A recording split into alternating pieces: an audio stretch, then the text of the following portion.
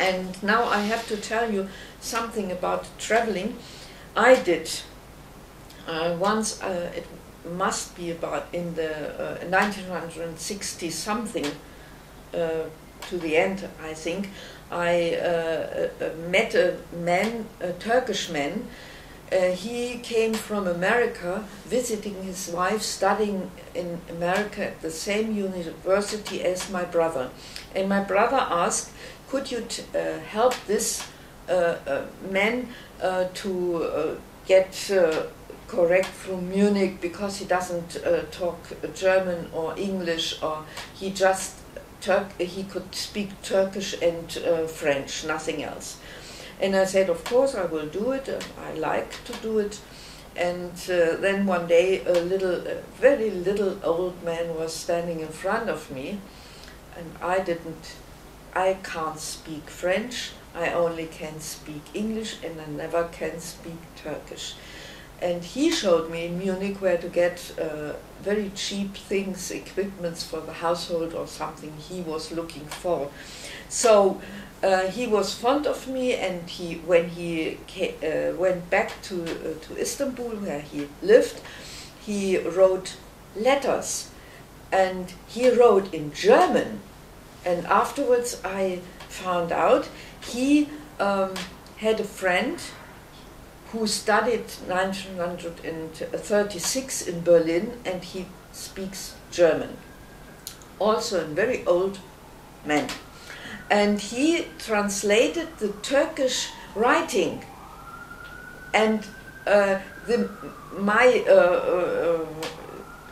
man I know, Mr. Akun, he painted the writing in German. He never understood.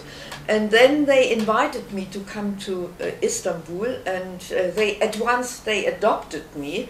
And I said Neshmi Hanim, that means like grandmother. And they show me everything in Istanbul, and they put in food in me. I like to eat. I really like to eat, and I got like this. And after 2 weeks they said, yeah, now you are okay, and we are looking for a man for you. They took me to Telebaba, and I had this was a grave, a famous grave monument, and they I had to go inside there, and it was not only allowed to go as a woman to go inside there. And I saw many women there, and they were all praying like this. It was really amazing. And they gave me some pieces of alum metal stripes I had to put on the grave, and then I stand there the same. And then they gave me, from the grave, they gave me these metal things, and I took them at home. And when we came to Neshmi Hanim, she asked, what did you pray for? I said, well, I prayed for luck and healthy. No, you should have prayed for a husband. I said, oh. Well, then we went at some place up upon the Bosporus. It was a lovely view, like really 1,000 fairy tales. And I said, oh, this would be the place I would like to live. At once they asked to buy a little ground to build a house. Then they took me to an Austrian lady. She was married to a Turkish man, and she should tell me how lovely it is to be married by a Turkish man.